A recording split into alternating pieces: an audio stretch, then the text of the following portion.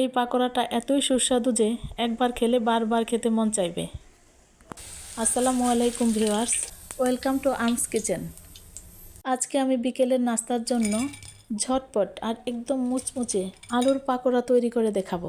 এই পাকোড়াটা তৈরি করা খুবই সহজ এবং সময় লাগে খুব কম। খুবই অল্প উপকরণে সহজ এবং সুস্বাদু একটা রেসিপি। তার জন্য আমি নিয়ে নিব মাঝারি সাইজের 3-4টা আলু। প্রথমে আমি আলুগুলোকে খোসা ছাড়িয়ে নিব।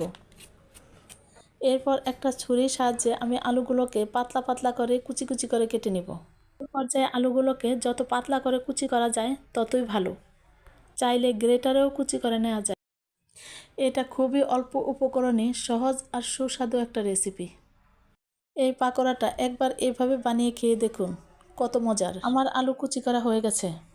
এবার আমি এর মধ্যে দিয়ে দিব আরও কিছু উপকরণ। প্রথমে আমি দিয়ে দিব কিছু কাঁচামরিচ কুচি, দিয়ে দিব ধনেপাতা কুচি, মাঝারি সাইজের 3টি পেঁয়াজ কুচি, স্বাদ মতো লবণ, সামান্য হলুদের গুঁড়া, আর দিয়ে দিব 3 টেবিল চামচ চালের গুঁড়া, আরও দিয়ে দিব একটি ডিম।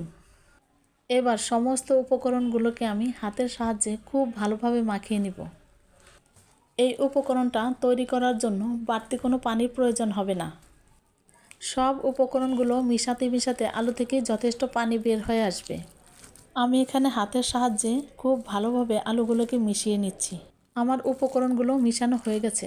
এই পর্যায়ে আমি চুলায় একটা প্যান বসিয়ে দেব। প্যানে তেল দিয়ে গরম হওয়া পর্যন্ত অপেক্ষা করব।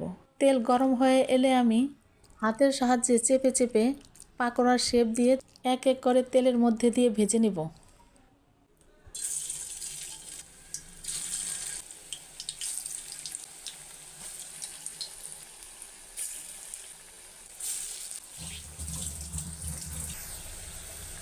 এই পর্যায়ে চুলার হিট মিডিয়াম রেখে পাকোড়াগুলো ভাজতে হবে। পাকোড়াগুলোর এক পাশ কিছুটা হয়ে এলে আমি এটাকে উল্টিয়ে দিব। এই পর্যায়ে আমি বারবার পাকোড়াগুলো উল্টিয়ে পাল্টিয়ে দিব, যাতে দুপাশে সমানভাবে ভাজা হয়। দেখুন কত সুন্দর হয়েছে।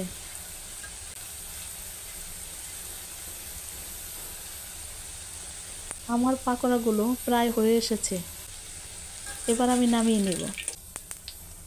কতটা লোভনীয় হয়েছে।